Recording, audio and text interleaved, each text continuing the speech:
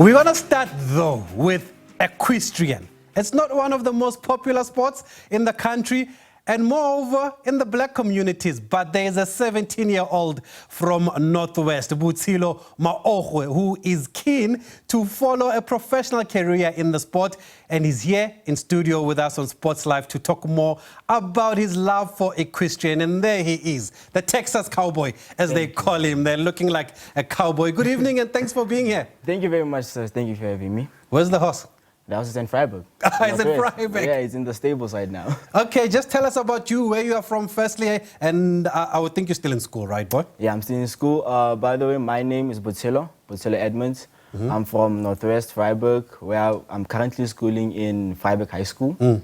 So, yeah, I took equestrian as a good sport for me, actually. Why? It's mostly it's because most black people are not in that sport. So I opened a gap for it, for actually allowing black economy to actually join the sports and raise awareness for youngsters also to be in the sports. And right now, is there representation? Are you the only one, or are there more black riders? I'm the only black rider by now. Doing equestrian? Yeah, doing equestrian. So how were you introduced then to the sport? I was introduced by my father, who also saw a gap in this black community, that there's not a lot of black people who are doing this sport. Also, it's not a well-known sport for most purposes. So yeah, my father just got me into it. Did your dad also ride horses? At my young age too, yeah. Oh, okay, and then he saw an opportunity. He saw an opportunity, like, let me just give it to this guy. Okay. And then Texas Cowboy, where does that nickname come from? It comes from the founder of Pick and Pay in Freiburg, Mr. Hannes, who actually is my greatest mentor during this equestrian sports, who taught me a lot about horses too. So he's the one who actually came up with the name of Texas Cowboy. That's why I want to be mostly Freiburg's talented cowboy. Okay. You understand? Freiburg cowboy also. Yeah, also South Africa also, South African cowboy. But tell us about equestrian though. For those who might not be aware, we've said that it's not a sport that's common in the black communities especially. What is equestrian basically?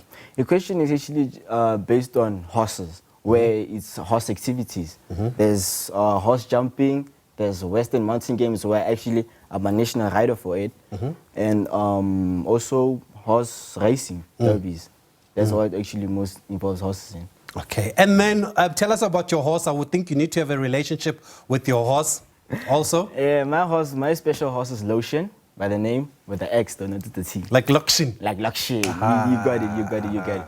So yeah, that horse actually is the horse that made me know how to nurture a horse, because I also got it in a poor health, where I saw potential in, like, I saw a connection, let me say, a connection into this horse, whereby I had to take him, I bought him, I nurtured him, took him to good care, and actually it's the horse that actually made me go through my mother's passing in the few years though. Oh, yeah. Really? It's actually been an emotional thing to me also. The horse helped you to deal with that? Yeah, it just me.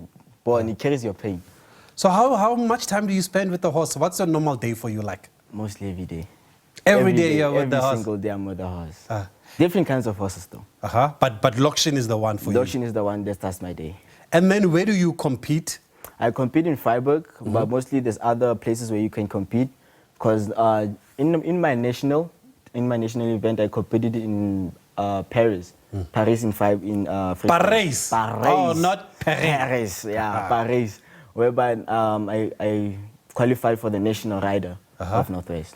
And then we heard you took part in the Mumpati Horse Racing Challenge. What was that about? That was the most experience. It was a horse ride for change. It was the best experience for me, impact also for me, whereby Fabian McCarthy had to visit me for that event.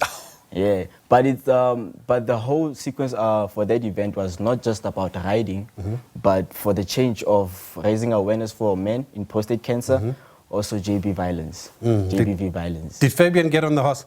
Yeah, he got on the horse. He has to. He didn't fall? Nah, his friend fell. His friend fell. His friend fell. Okay. And so, what are your goals, boy? What are your ambitions here in my ambitions now I'm looking for 2025 to be a year for me whereby I can maybe qualify for most sporting events, especially in equestrian. And there's this other South African Western game team whereby I want to see myself one day in that team also. So also, yeah, mostly just getting where horse riding can actually take further my life with. Can it get you to the Olympics? Maybe. Can it get you to the real Paris? Yeah. I'm looking way for it. I'm looking way to it for it. Okay. Yeah. And what kind of support do you have? You've mentioned that there's somebody supporting you. Do you have enough support? Would you like more support also?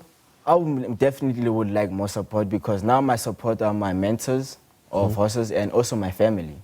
So yeah, I would actually like to see more support in this industry. And do you think you can make a living out of equestrian or what you do, especially based here in South Africa? Do you have to move? Do you have to go outside of the country to be able to do that? In South Africa, it might be difficult, but there can be a way of making a career. But there's a career for horses whereby you can be a horsemanship where you tame horses. You can be a farrier where you clean horses' shoes, a groomer where you take care of a horse healthy and wisely also physically. Yeah. But you want to do equestrian, you want to do show jumping. I want to do show jumping. I want to do those challenges that bring that impact in life also. And as far as school is concerned, though, you'll be going to matric next year. Do you think you'll be able to find the balance then? It's going to be a very hectic year, but I'll be also focusing on a schedule whereby I'll be putting my training with horses also with my studies, whereby maybe in weekdays I'll be continuing with my studying and learning education skills, whereby by weekends I can spend time with my horses, Lotion also. Do you spend time in the gym, or do you just get on the horse and ride, or do you also have to like... For riding, you actually have to get into the right mind state, whereby you actually gym for your horse. It's actually to build strength and your also mental consciousness on these horses. Do you talk to your horse? Yeah, you talk energy-wise. Energy-wise? Energy-wise, connection-wise, because it can actually smell your fear. Oh, really? So if you're shaking on the horse there, if you're shaking on the horse, it'll throw you off? No, it's not going to throw you off. You're just going to know that you're scared. You need to give that positive energy. Yeah. To be in sync with it. Did you play football? Because most of us from the townships, we play football, eh? I used to play rugby. Yeah. That's why it got me into gymming also. Where to take care of my body, my mental state and all. But now your thing is equestrian. My thing is equestrian. We wish you all the best, Botshelo. Thank you very much. Texas Cowboy. You know me. You look like a real star. You talk like a star. And we hope that you're going to be a star. And you're breaking barriers, though, on a serious note. It's wonderful to see what you're doing. And hopefully you'll encourage others to also take up the sport there and expand and be exposed to other sporting codes. Thank you to Botshelo Maogwe, the Texas Cowboy, joining us here and taking part in equestrian. And we'll be following his progress. Well, there's more coming up. Stay with us here on Sports Live.